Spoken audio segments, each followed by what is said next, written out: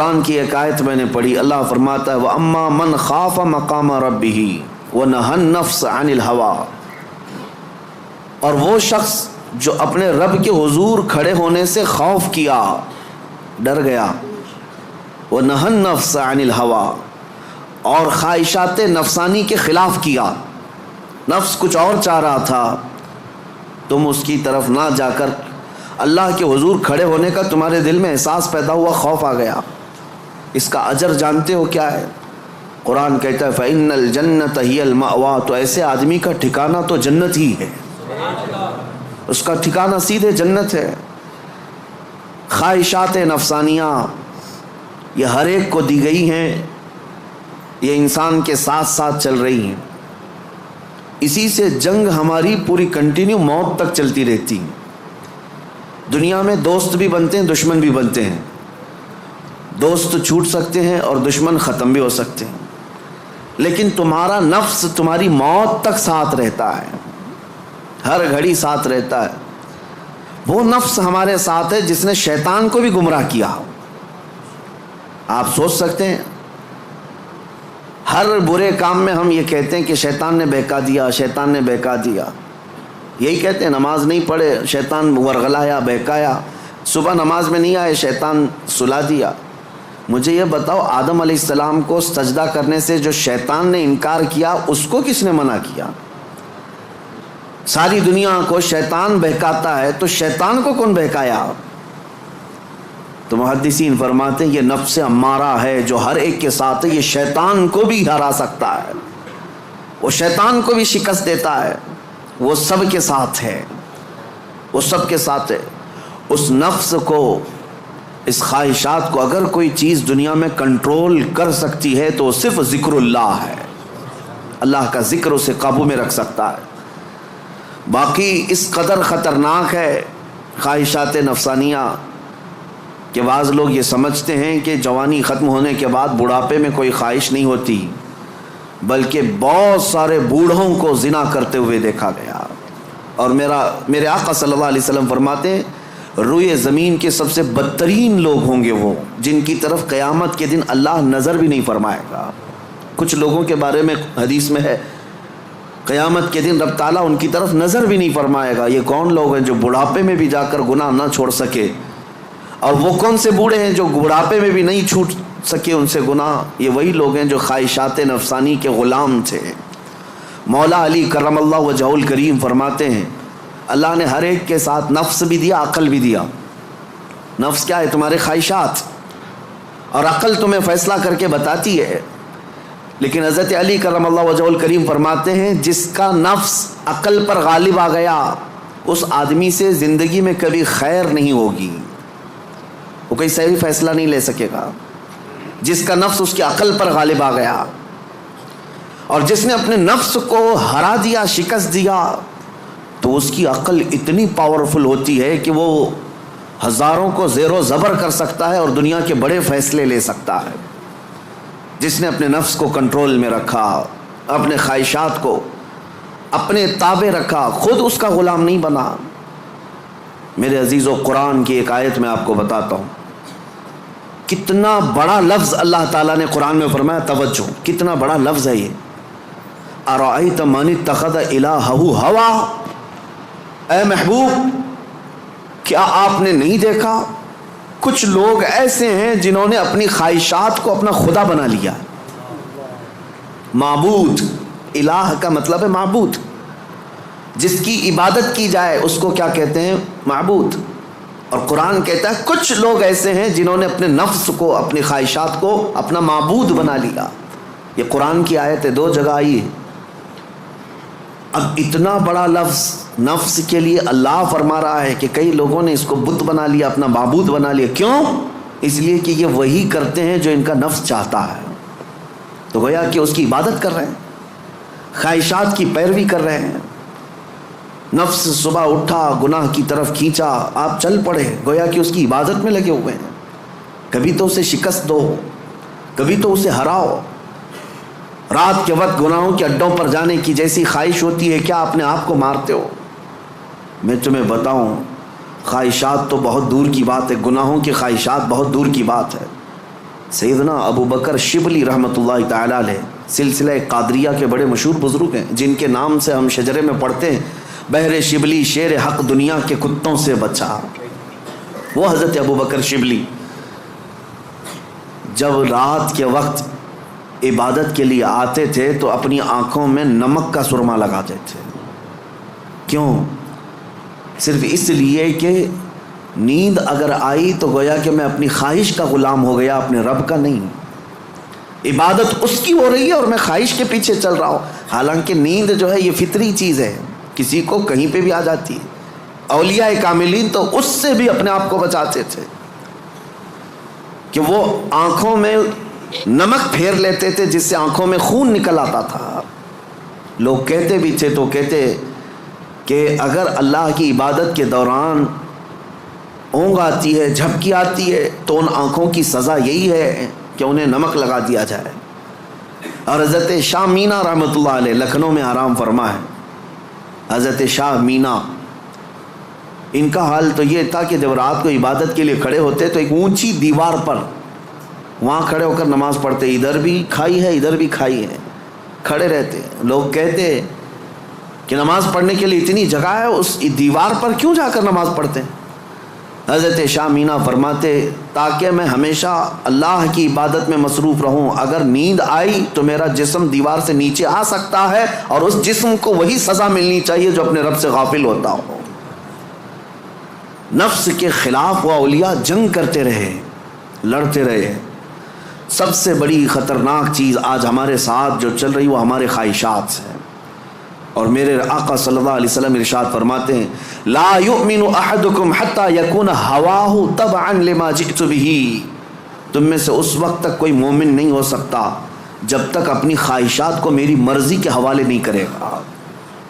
تم ویسا جب تک نہیں کرو گے جیسا رسول اللہ چاہیں تب تک تم مومن نہیں ہو۔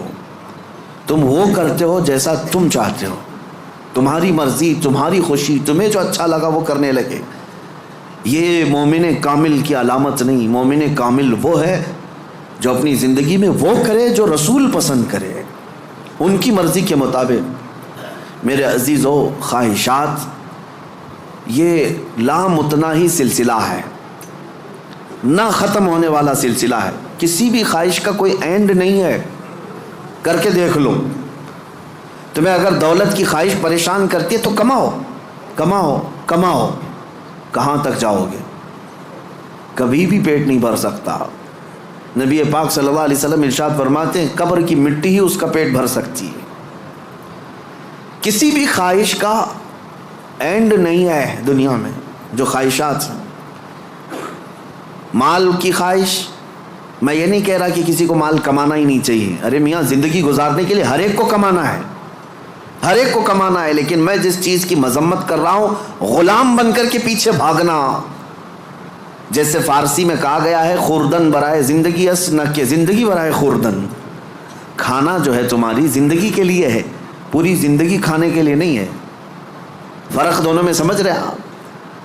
مال تمہاری زندگی گزارنے کے لیے ضروری ہے، لیکن پوری زندگی مال کے لیے نہیں ہے۔ لیکن خواہشات کبھی ختم نہیں ہوتی۔ شہوت کی خواہشات، نفس جیسے جنسی عمل کے ذریعے سے اپنے جسم کو سکون پہنچانے کی کوشش کرتا ہے، وہ خواہشات بھی کبھی ختم نہیں ہوتی، کبھی ختم نہیں ہوتی۔ اگر اس نے اپنے اس گھوڑے کو، نفس کے گھوڑے کو آزاد چھوڑ دیا تو وہ کہیں پر بھی اس کی خواہشات جا کر رکتی نہیں۔ نہ وہ ایک عورت پر صبر کر سکتا ہے، نہ 10 عورتوں پر، نہ 100 عورتوں پر۔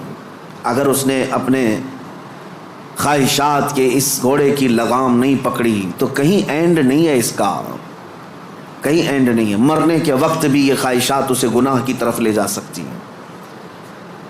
یہ شرمگاہ کی خواہشات اور زبان کی جو خواہشات ہیں، چٹکارا جس کو کہتے ہیں، لذت، اس کا بھی کوئی اینڈ نہیں۔ میں نے ایک ایسے صاحب کو بھی دیکھا، ان کے بیٹے میرے ساتھی تھے، وہ تو مذاق میں کہتے تھے کہ ان کے باپ ICU میں تھے، جس دن ان کا انتقال ہونا تھا اس دن بھی وہ بریانی منگوا رہے تھے ICU میں۔ تو یہ تو ایک نارمل سی بات تھی، ہنس کر کے وہ کہہ رہے تھے، لیکن وجہ یہ تھی کہ وہ ایڈکٹ تھے بریانی کے، کھانے کے۔ گوشت کے، تو ایک لمٹ ہوتی ہے کسی آدمی کی، لیکن اگر اس نے خواہشات کو آزاد چھوڑا تو وہ کہیں پر بھی جا کر نہیں رک سکتا، نہ آئی سی یو، نہ آپریشن، نہ کوئی چیز، اسے کوئی چیز نہیں روک سکتی سوائے موت کے۔ موت آنے تک وہ اپنی خواہشات میں ڈوبا رہے گا، ڈوبا رہے گا۔ خواہشات ایک سمندر ہے، وہ ختم نہیں ہوتا کبھی۔ اسی لیے میرے عزیزوں، جتنا کم ہو سکے سمیٹ لو اپنے آپ کو۔ دنیا تمہیں ہاتھ پاؤں مارنے سے کتنی مل سکتی ہے، کتنی مل سکتی ہے مجھے بتاؤ؟ تم زیادہ سے زیادہ کس قدر اپنے آپ کو دنیا میں خوش رکھ سکتے ہو ان خواہشات کو پورا کر کے؟ کبھی نہیں۔ گناہوں میں یہ تمہیں ایسا برباد کر کے رکھیں گے خواہشات کہ تمہارے جسم مفلوج ہو جائیں گے، ایک دن موت کا وقت آئے گا، سارے درد تمہارے نکل رہے ہوں گے، دنیا سے جا رہے ہوں گے لیکن ہزاروں داغ چھوڑ کر جا رہے ہوں گے زمین پر، اور اسی زمین میں دفن ہونا ہے۔ اس لیے اللہ نے قرآن میں فرمایا اپنے رسول سے، اے محبوب کیا آپ نے نہیں دیکھا کچھ لوگ وہ ہیں جو اپنے خواہشات کو اپنا معبود بنا لیا ہے، اپنا خدا بنا لیا ہے، اس کی پیروی کرتے ہیں۔ اب کرنا کیا چاہیے؟ ان خواہشات کا قتل جتنا ہو سکے اس کے خلاف جانا ہوگا۔ ظاہر سی بات ہے یہ رات کے وقت ذکر کی طبیعت کس کی چاہتی ہے؟ وہ لوگ جن پر اللہ فضل فرمائے، ورنہ اکثر کا جسم آرام چاہتا ہے، دنیا کی طرف جسم کھینچتا ہے، لیکن تم نے اس کو ٹھکرایا اور اللہ کے ذکر کو اپنایا، یہ آپ نے اپنے خواہشات کے خلاف کیا ہے۔ اس کے اجر میں کیا ہے؟ سیدھے قرآن کہتا ہے جنت اس کا ٹھکانہ ہے، جنت اس کا ٹھکانہ ہے۔ حضور پاک صلی اللہ تعالیٰ علیہ وسلم فرماتے ہیں، جانتے ہو اپنے صحابہ سے اللہ کو سب سے زیادہ پسندیدہ چیزیں کیا ہیں؟ اللہ سب سے زیادہ کیا چیز پسند کرتا ہے بندوں میں؟ اس میں حدیث پاک میں ہے ننگوں کو کپڑا پہنانا، بھوکوں کو کھانا کھلانا، یہ اللہ کو بہت پسند ہے۔ لیکن ایک اور چیز ہے، رب تعالیٰ فرماتا ہے جب دنیا سو رہی ہو اور تم کھڑے ہو جاؤ اللہ کی بارگاہ میں، یہ اس کو اتنا پسند ہے رب تبارک و تعالیٰ کو، سارے عمل میں، ساری اداؤں میں اسے پسند ہے۔ کیوں؟ خالص بندہ رب کے لیے کھڑا ہوا ہے، ساری خواہشات کو چھوڑ کر کے، خواہشات کو چھوڑ کر۔ اب آؤ، جن لوگوں نے خواہشات کی پیروی کی ان کی ایک چھوٹی چند مثالیں میں آپ کے سامنے رکھتا ہوں۔ ایسی ہلاکت کہ سب کچھ ختم ہو جاتا ہے۔ میرے عزیزو، سلطان الاولیاء سیدنا غوث اعظم جیلانی بغدادی رضی اللہ تعالیٰ عنہ ارشاد فرماتے ہیں، جس شخص کو اپنی خواہشات پر قابو نہیں، اس کا نفس اسے کفر تک لے جا سکتا ہے، اس کا نفس اسے شرک تک لے جا سکتا ہے اور اسے کافر بنا کر دنیا سے لے جائے گا۔ ایسے حالات بھی ہم نے دیکھے، خواہشات نے انسان کو کافر بھی بنا دیا، کبھی مال کی خواہش، کبھی عورت کی خواہش، کبھی کسی اور چیز کی خواہش۔ اللہ اکبر، وہ صحابہ کیسے تھے جنہوں نے اپنی ساری خواہشات کو میرے مصطفیٰ کی مرضی پر قربان کر دیا تھا، ہر چیز کو قربان کیا تھا، ہر چیز کو قربان کیا۔ آؤ میں تمہیں وہ بات بتا دوں جو سیدنا ابراہیم علیہ الصلوۃ والتسلیم کے متعلق قرآن میں آیا ہے۔ وَإِذْ قَالَ إِبْرَاهِيمُ رَبِّ أَرِنِي كَيْفَ تُحْيِي الْمَوْتَىٰ قَالَ أَوَلَمْ تُؤْمِنْ قَالَ بَلَىٰ وَلَٰكِنْ لِيَطْمَئِنَّ قَلْبِي قَالَ فَخُذْ أَرْبَعَةً مِّنَ الطَّيْرِ فَاصْرُهُنَّ إِلَيْكَ ثُمَّ اجْعَلْ عَلَىٰ كُلِّ جَبَلٍ مِّنْهُنَّ جُزْءًا ثُمَّ ادْعُهُنَّ يَأْتِينَكَ سَعْيًا۔ قرآن کہتا ہے ابراہیم علیہ السلام نے ایک بار اللہ کی بارگاہ میں ذکر کیا کہ مولا تو مرے ہوئے لوگوں کو دوبارہ کیسے زندہ کرتا ہے؟ اللہ نے پوچھا کیا ابراہیم تمہیں اس بات پر یقین نہیں ہے؟ عرض کیا مولا یقین ہے لیکن آنکھوں سے دیکھنا چاہتا ہوں، تو مردے زندہ کیسے کرتا ہے؟ رب تعالیٰ نے فرمایا 4 پرندے لے لو، ان کو ذبح کرو، ان کا گوشت پورا قیمہ بنا کر مکس کر لو، اور 4 پہاڑوں پر تھوڑا تھوڑا سب کا گوشت رکھ کر کے آؤ، اور پھر ان پرندوں کے نام لے کر پکارو، وہ اڑتے ہوئے آئیں گے۔ حضرت ابراہیم علیہ السلام نے 4 پرندے لیے، ایک کوا، ایک مرغا، ایک کبوتر اور ایک مور۔ ان 4 پرندوں کا ذکر ہے، کوا، کبوتر، مرغا، مور۔ یہ 4 پرندے ذبح کیے، سب کا گوشت مکس کیا اور 4 پہاڑوں پر رکھ کر آئے اپنی جگہ پر۔ ان کی سب کی منڈیاں ان کے پاس تھیں، سر ان کے پاس تھے۔ پکارا ان پرندوں کا نام لے کر، ہوا میں وہ قیمہ اڑتا گیا، اپنے اپنے جسم سے ملتا گیا اور آ کر اپنے اپنے سر سے جڑ کر پورا پرندہ بنا۔ قرآن پاک میں یہ ہے واقعہ. سبع سنابل شریف میں میر عبد الواحد بلگرامی رحمۃ اللہ علیہ اس واقعے کو لکھ کر کے اب ارشاد فرماتے ہیں کیا کبھی تم نے یہ سوچا کہ ابراہیم علیہ السلام نے وہ 4 پرندے کیوں لیے؟ کون سے؟ کوا، کبوتر، مرغا، مور. یہی 4 پرندے کیوں لیے؟ انہی کو ذبح کیوں کیا؟ اور رب تعالیٰ کی قدرت کا مشاہدہ کرنا تھا. مری ہوئی چیز کو زندہ دیکھنا، آنکھوں سے مشاہدہ کرنا یہ معمولی چیز تو نہیں ہے. اللہ کی قدرت کو دیکھنا ہے اپنی آنکھوں سے. یہ دیکھنے کے لیے کیا کیا ابراہیم علیہ السلام نے؟ 4 چیزوں کو ذبح کیا، اور وہ 4 خاص پرندے ہیں. تو حضرت عبد الواحد بلگرامی فرماتے ہیں چاروں پرندوں کی 4 خصوصیت ہے. چاروں پرندوں کی 4 خصوصیت. کوا، اس کی خصوصیت لالچ ہے. کوا لالچی بہت ہے، اس کا پیٹ کبھی بھرتا نہیں،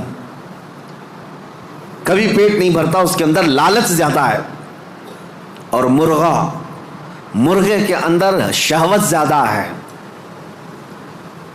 مادہ کے لیے، اپنی عورتوں کے لیے شہوت بہت زیادہ ہے مرغے کے اندر. اور تیسرا کبوتر، کبوتر کے اندر دوستی کرنے کی عادت بہت ہے. سارے پرندوں میں جلدی دوستی یہی کرتا ہے، جلدی مانوس ہوتا ہے، فرینڈ بنانا یہ کبوتر کی عادت ہے. چوتھا مور، مور کو اپنی خوبصورتی دکھانے کی خواہش بہت زیادہ ہے، نمائش، دکھاوے کی عادت اس کو بہت زیادہ ہے. جب 4 لوگ کھڑے ہوں گے اپنے پر کھول کر کے ناچتا رہے گا، اس کی خوبصورتی دیکھو.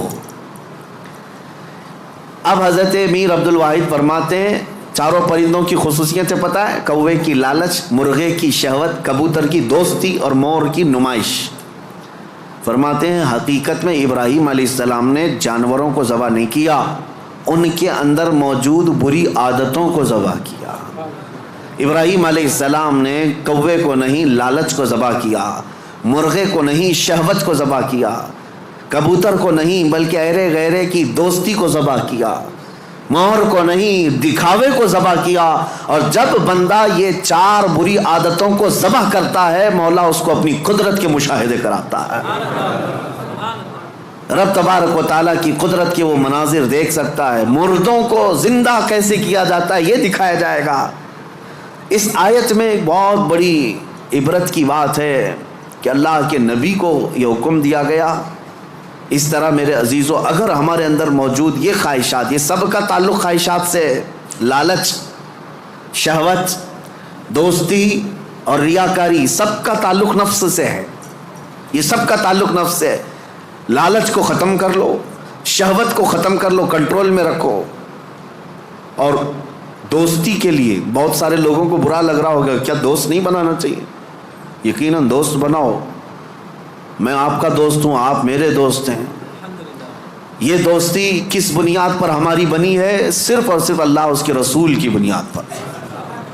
جو دوستی اس بنیاد پر بنی ہو وہ دوستی جنت تک لے جائے گی، اور جو دوستی صرف حرام کاریوں کی بنیاد پر بنی ہے قیامت کے دن کچھ لوگ تو بیچارے یوں ہی جا رہے ہوں گے دوزخ میں. وہ کچھ کیے نہیں تھے، وہ یوں ہی جا رہے تھے. کیوں؟ قرآن کہتا ہے وہ چلا رہے ہوں گے یا ویلتا لیتنی لم اتخذ فلانا خلیلا، اے کاش میں فلاں کو دوست نہیں بنایا ہوتا تو اچھا ہوتا، اس نے گناہ کیا، پکڑ میری بھی ہو رہی ہے، پولیس چھاپا مارتی ہے، اور جو گناہوں میں ملوث ہے یا غیر قانونی کاموں میں ملوث ہے اس کو تو دھر دبوچتی تو ہے ہی ہے، لیکن پھر کنیکشن دیکھتی ہے کس کے ساتھ، یہ کس کے کانٹیکٹ میں تھا، پھر ٹریک کیا جاتا ہے، کہاں ٹریک کر کے اٹھاتے رہتے ہیں. ابھی ہمارے علاقے میں 6 مہینے پہلے کچھ وائلیشن ہوا تھا جس میں پکڑتے 150 تک کو لے کے گئے، صرف اس لیے کہ مین آروپی جو کام کیا تھا اس کو انہوں نے موبائل میں ادھر ادھر فارورڈ کیا تھا یا صرف دیکھ کر کے اپنے پاس محفوظ کیا تھا. گناہ میں برابر کے شریک دنیا میں سمجھے جا رہے ہیں. تو دوستی میرے عزیزو یہ خواہشات پر اگر ہے تو یہ جہنم میں لے جانے والی ہے. اور ریاکاری یہ بھی بہت خطرناک چیز ہے. جس نے ریا کیا، دکھاوے کے لیے کوئی بھی کام کیا، قیامت کے دن سب اس کے منہ پر مار دیا جائے گا. اب آؤ خلاصہ میں آپ کو بتاؤں خواہشات کو اگر کنٹرول پر نہ رکھا گیا تو سنو، 2 روایتیں میں آپ کو بتاتا ہوں. اگر انسان اپنے خواہشات کو کنٹرول میں نہ کیا تو وہ جانور سے زیادہ ذلیل ہوتا ہے. یہاں تک کہ بزرگوں نے لکھا ہے کہ وہ اپنی ماں سے زنا کر سکتا ہے اور بیٹی سے بھی زنا کر سکتا ہے اگر اس نے خواہشات کو اپنے قابو میں نہیں رکھا. وہ سب کچھ کر سکتا ہے اور ہوا ہے دنیا میں اور ہو بھی رہا ہے. یہ ہمارے لیے حیرت کی بات ہے، تعجب کی بات ہے، اس لیے کہ ڈر لگتا ہے. لیکن بے شمار ایسے معاملات موجود ہیں میاں، یہ تو ہم معاذ اللہ نعوذ باللہ پڑھ رہے ہیں اس بری خبر کو سن کر. تمہیں حیرت ہوگی، کچھ ایسے لوگ ہیں جو کورٹ میں آئے ہیں بھائی بہن شادی کرنے کے لیے، اجازت مانگنے کے لیے، سگے بھائی اور بہن. اور اتنا ہی نہیں بلکہ عرب ممالک میں خود ہو کر کے آیا، کئی گھروں کے اندر یہ بے حیائیاں موجود ہیں. بہنوں کو محفوظ رکھنے کے لیے بھائیوں سے دور کیا جا رہا ہے. کیوں؟ خواہشات پر کنٹرول نہیں، انہیں ڈر ہے اپنے سگے بھائی سے. اسی کی ماں سے پیدا ہوا بھائی، اس سے خاتون ڈرتی ہے. یہ ان علاقوں میں نے دیکھا ہے، ان علاقوں میں، اگر میری بات غلط ہو تو مجھے بتانا ہو. عرب ممالک کی بات میں کر رہا ہوں. کئی گھروں میں خواتین اپنے سگے بھائیوں سے ڈر کر کے رہتی ہیں کہ وہ اکیلا پائیں تو ہماری عزت کے ساتھ کچھ بھی کر سکتا ہے. اللہ کی پناہ. یہ کب ہوتا ہے؟ جب خواہشات کے گھوڑے کو آزاد کر دیا جائے. یہ کبھی قابو میں نہیں آئے گا، یہ کبھی قابو میں نہیں آئے گا. اس کو قابو میں کرنے کے لیے دنیا کی طاقتیں، کوئی انجیکشن اور ٹیبلٹ نہیں، اس کو صرف اور صرف اللہ کا ذکر کنٹرول میں لا سکتا ہے، قابو میں لا سکتا ہے. جب تم اللہ کے ذکر میں شامل ہو جاؤ یا خود سے کرو، نفس اپنے خواہشات سے باہر نکلتا ہے اور تمہارے دل کے اندر ایک قرار اور سکون آتا ہے. تم توبہ بار بار کرتے رہو گے اور اس سب سے نکلنے کی بار بار خواہش کرتے رہو گے. اور اس کو چھوڑ دو، دیکھو کتنے خواہشات جنم لیتے ہیں، کتنے خواہشات جنم لیتے ہیں. اسی لیے نبی پاک صلی اللہ تعالیٰ علیہ وسلم نے ارشاد فرمایا، خواہشات انسان کو کہاں لے جاتی ہیں. شاید ایک 7-8 سال پہلے کی بات ہے. مہاراشٹر کا ایک علاقہ ہے، ایک شہر ہے، بڑا مشہور شہر ہے. اب چونکہ مجھے کچھ بھی بولنا مشکل ہے، ساری چیزیں وائرل ہوتی ہیں. کوئی بھی اس جگہ کے لوگ اس کو غلط انداز میں نہ محسوس کریں. پہلے میں ہر چیز آپ کے سامنے ظاہر کرتا بولتا تھا. ایک شہر ہے، میں نے باضابطہ وہاں کی رپورٹ دیکھی تھی، آج بھی میرے ذہن میں وہ گونجتی ہے. 4 عورتیں، مسلمان عورتیں تھیں، قبرستان میں رات کے وقت جایا کرتی تھی. یہ بات تو لوگوں کو معلوم ہونے لگی. بعد میں کچھ لوگوں نے ان کا پیچھا کیا کہ آخر یہ کیوں جا رہی ہیں. تو ایک دن کچھ لوگوں نے جا کر کے دیکھا تو قبر کو کھود کر کے اس کے اندر اترتی ہیں اور پورے کپڑے اتارتی ہیں، ننگی ہو کر اپنا پخانہ ایک دوسرے کا کھاتی ہیں. نعوذ باللہ من ذالک. یہ کتنا گھناؤنا عمل ہے، بولنے میں 1000 بار شرم آئے. کیوں؟ یہ پکڑا گیا اور پوچھا گیا آخر کوئی جانور بھی تو نہیں کرتا ایسا. تو پکڑ کر کے تفتیش کرنے کے بعد پتہ چلا کہ ان کی خواہش تھی کہ وہ سفلی عمل پر قبضہ حاصل کر لیں. سفلی عمل پر، جادو پر کنٹرول حاصل کرنے کے لیے وہ چاہتی ہیں کہ یہ عمل کیا جائے. ان کو کسی بابا نے بتایا جتنا یہ گندا عمل کرو گے اتنا تم پاورفل جادوگر بن سکتے ہو. یہ خواہشات ہیں، یہ خواہشات ہیں. تم صرف اور صرف لوگوں میں اپنا تھوڑا سا رتبہ بڑھانے کے لیے سحر، سفلی اور جادو کے طریقے کو اپنانے کی کوشش کرتے رہے اور وہ حاصل کرنے کے لیے کتنا گرے. اور ممبئی شہر کا ایک محلہ ہے، یہاں پر بھی یہ خبر میرے پاس جو آئی اس کے افراد آج بھی موجود ہیں. یہ خواہشات ہیں. ایک بابا کو سفلی عمل کے اندر مہارت حاصل کرنے کے لیے روزانہ بستر پر خنزیر کو ساتھ سلانا پڑتا ہے. یہ اس سے بڑا عذاب کیا ہے جو دنیا میں تو خود جھیل رہا ہے. لیکن میں اس کا دوسرا رخ یہ بتاتا ہوں کہ اگر خواہشات پر کنٹرول نہیں تو انسان جانور سے زیادہ ذلیل ہوتا ہے، بہت گرتا ہے. ایسے بھیانک کام اس سے صادر ہوتے ہیں جو ہمارے وہم و گمان میں بھی نہیں آتے، سوچ میں بھی نہیں آتے. یہ نفس کا گھوڑا بہت تیز دوڑتا ہے. اس کو عقل پر غالب آنے نہ دینا کبھی، ان خواہشات کو اپنے دل پر یا اپنی عقل پر غالب آنے ہرگز نہ دینا، ورنہ اتنے بھیانک کام یہ کروا جاتا ہے۔ اللہ اکبر، اللہ اکبر۔ مدینہ طیبہ کے متعلق امام غزالی رحمۃ اللہ علیہ نے لکھا ہے کہ ایک شخص ایسا تھا جو لوگوں کے دفن ہونے کے بعد قبر کھود کر کے ان کے کفن چراتا تھا اور پھر اس کو بازار میں بیچتا تھا، لیکن ایک بار اس نے ایک خاتون کے قبر کو کھودا اور کفن چرایا، اس کی نیت خراب ہوئی، مردے کے ساتھ اس نے بدکاری کیا، نعوذ باللہ من ذالک۔ میں یہ باتیں کیوں کہہ رہا ہوں؟ یہ گناہ ضرور ہیں، بولنے میں مجھے بھی جھجک تو آ رہی ہے، دیکھیں جھریاں آ رہی ہیں جسم کے اندر، رونگٹے کھڑے ہو رہے ہیں، لیکن صرف اس لیے بتا رہا ہوں کہ ہم ایک مردے کو دیکھ کر کے سسک جاتے ہیں، سہم جاتے ہیں کہ کسی کی موت پر انسان کا جسم بے قابو رہتا ہے، غمگین رہتا ہے، لیکن اگر ان حالات میں بھی موت کے بعد یا قبرستان میں جانے کے بعد بھی کوئی انسان ایسا کر سکتا ہو کہ قبر کو کھود کر کے اس کو ننگا کر دے مردے کو اور پھر اس کے ساتھ بدکاری کرے، یہ کون سی چیز وہاں تک لائی اس کو؟ یہ خواہشات، یہ وہ نفس امارہ، نفسانی خواہشات۔ اسی لیے مولا علی کرم اللہ وجہہ الکریم نے فرمایا جس کی خواہشات، جس کا نفس اس کے عقل پر غالب آ گیا، زندگی بھر اس سے کوئی خیر ثابت صادر نہیں ہوگا، کوئی اچھا کام اس سے نہیں نکل پائے گا۔ اپنی عقل پر ان خواہشات کو غالب آنے ہرگز مت دینا۔ ہم نے دیکھا ہے یہ تمام معاملات تجربے کے طور پر، میں آج آپ کے سامنے یہ ذکر کر رہا ہوں کیونکہ آج علاج کا دن ہے، آج علاج کا دن ہے۔ ہمارے جو زخم لگے ہوئے ہیں ایک بار رحمان کو پکارو، وہ سب زخم بھر جائیں گے۔ آج کی یہ مجلس علاج کی مجلس ہے کہ تم اللہ رب العزت کو آج پکارو گے، تمہارے زخم بھر جائیں گے۔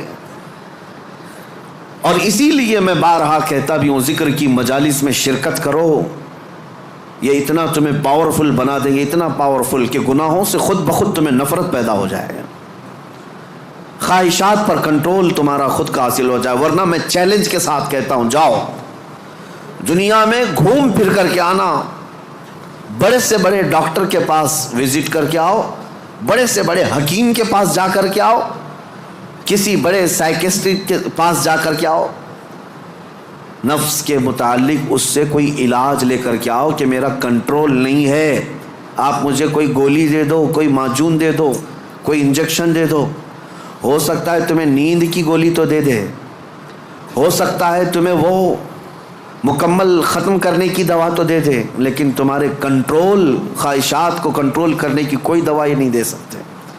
اس کا کنٹرولنگ پاور جس نے پیدا کیا وہی دے سکتا ہے۔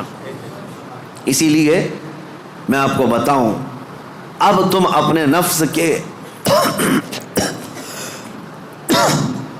کنٹرول کے لیے کس سے مدد مانگو گے؟ کس سے مدد مانگو گے؟ سنو توجہ سے، اعوذ باللہ من الشیطان الرجیم پڑھتے ہیں آپ، اعوذ باللہ من الشیطان الرجیم، جس کا مطلب کیا ہے؟ میں اللہ کی پناہ مانگتا ہوں شیطان مردود سے، کہ اللہ مجھے بچا لے، کس سے؟ شیطان مردود سے مجھے بچا لے۔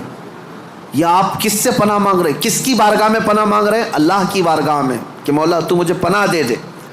اس کے متعلق حکیم احمد یار خان نعیمی رحمۃ اللہ علیہ فرماتے ہیں، اس کی مثال یوں سمجھو، جیسے کسی کے ہاں آپ ملنے کے لیے گئے، اس نے گھر کے باہر کتا پال رکھا ہو حفاظت کے لیے یا کسی کام کے لیے، دشمنوں کے لیے یا کسی بھی غرض کے لیے کتا پال رکھا ہو، اور آپ گئے گھر کے باہر کھڑے، کتا بھونکنا شروع کر دیا، دروازے میں جا ہی نہیں پا رہے، آپ اس کتے کو کنٹرول کیسے کرو گے؟ آپ اپنے دوست کے گھر اندر جا رہے ہیں لیکن کتا باہر ہے، کتا جیسی قریب جاتے ہو بھونکتا ہے، اب آپ دروازے کے اندر جانا چاہتے ہیں تو اس کتے پر کنٹرول کیسے پاؤ گے؟ رسی ڈالو گے اسے، پتھر مارو گے، جتنا مارو گے اتنا اچھل کود کرے گا۔ اس کا سیدھا سا طریقہ یہ ہے، جس کا کتا ہے اسے بلاؤ۔ حکیم احمد یار خان نعیمی رحمۃ اللہ علیہ فرماتے اسی کو پکارو، بھائی ذرا باہر تو آ جاؤ، اور وہ جب آئے گا مالک کو کتا اچھی طرح پہچانتا ہے، وہ اس کو کنٹرول میں کر دے گا، اس کو تھوڑا سا اپنی آواز میں ہٹا دے، سائڈ میں کتا ہٹ جائے گا، دروازہ کھلا ہے آ جاؤ، دوست اپنے دوست سے ملاقات کر لے گا، لیکن اس بیچ والے کتے کے کنٹرولنگ کے لیے کتے کے مالک کو ہی پکارنا ہوگا۔ اسی لیے حکیم احمد یار خان نعیمی رحمۃ اللہ علیہ فرماتے ہیں نفس ایک کتا ہے جو تمہیں تمہارے رب کے دروازے پر جانے سے پہلے بھونکتا ہے، دروازے میں کھڑا ہو جاتا ہے، نہیں جانا مسجد، نہیں جانا اس ذکر پر، نہیں جانا ان محافل میں۔ اس کتے پر کنٹرولنگ کیسے حاصل ہوگا؟ فرمایا گیا اسی لیے تم اس کتے کے مالک رب ذوالجلال کو ہی پکارو، پیدا تو اسی نے کیا ہے، رب تبارک و تعالیٰ نے پیدا کیا ہے اور وہی تمہیں اس پر قبضہ بھی دے گا۔ اسی کے متعلق فرمایا گیا اللہ نے پہلے ہی قرآن پڑھنے سے پہلے حکم کیا دیا، یہ پڑھو اعوذ باللہ من الشیطان الرجیم، میں اللہ کی پناہ مانگتا ہوں شیطان مردود سے۔ آج ہم اسی لیے اس مسجد میں آئے بھی ہیں۔ میں نے نفس کے متعلق جو باتیں ذکر کی، یقیناً نفس نے بہتوں کو اندھا کر دیا، بہتوں کو برباد کیا، بہتوں کو گمراہ کیا، کئی کو کافر کیا۔ جو کفار و مشرکین ہیں نا، وہ صرف نفس کی سنتے ہیں، اگر حقیقت میں وہ تمام مشاہد اور مناظر میرے رب ذوالجلال کی قدرت کے نفس کو چھوڑ کر کے دیکھتے تو ایمان ضرور لاتے، ایمان ضرور لاتے۔ وہ نفس کی پیروی کر رہے ہیں اور نفس کی خواہشات لوگوں کو کافر بنائے رکھی ہے، وہ نہیں آ پاتے اس طرف۔